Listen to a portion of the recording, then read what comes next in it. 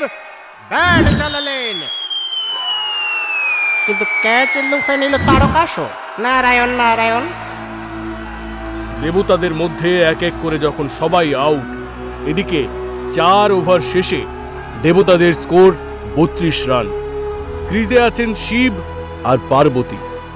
Last ওভারে বাকি আছে 19 রান। কি হবে? নারায়ণ নারায়ণ। আমরা দেখতে পাচ্ছি মহিষাসুর আর শিব মুখোমুখি। খেলা জমে গেছে। প্রথম বল মহাদেব ব্যাট চালালেন, কিন্তু মিস করলেন। এইবার দ্বিতীয় বল আবার মিস। নারায়ণ নারায়ণ। আর মাত্র 4 বলে 19 করতে হবে। আরে আপনি একটা সিঙ্গেল নিয়ে আমাকে দিন, আমি পুরোটা সামলে নেব। কিন্তু মহিষাসুর কি জোরে বল করছে, কিছুই তো বুঝতে পারছি না। দেখি এই বলে সিঙ্গেল নেব। লাস্ট ওভারের থার্ড বল মহিষাসুর বল করলো। শিব কোন রকমে ঠেকিয়ে লেগ সাইডে বল মেরে একটা সিঙ্গেল নিলেন। দুর্গাকে যে করে হোক 3 বলে 18 রান তুলতেই হবে। পারবেন কি দেবী দুর্গা? পারবেন না। পারলে কি এবারে মহিষাসুর দেবীকে বধ করবে? দেবতাদের মুখে টেনশন। আমার মুখেও টেনশন। নারায়ণ দেখাই যাক নারায়ণ।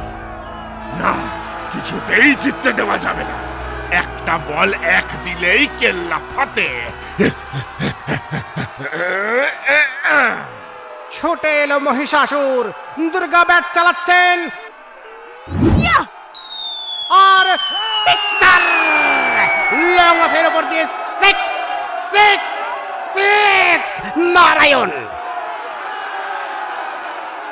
মহিষাসুরের প্রথম বলে দুর্গা 6 মেরেছে। এরপর ধেয়ে আসছে দ্বিতীয় বল, আর সেই বলেও সিক্সার।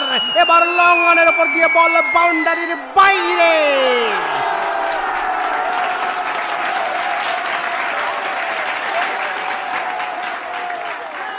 আর একটা বল করতে হবে 6 রান।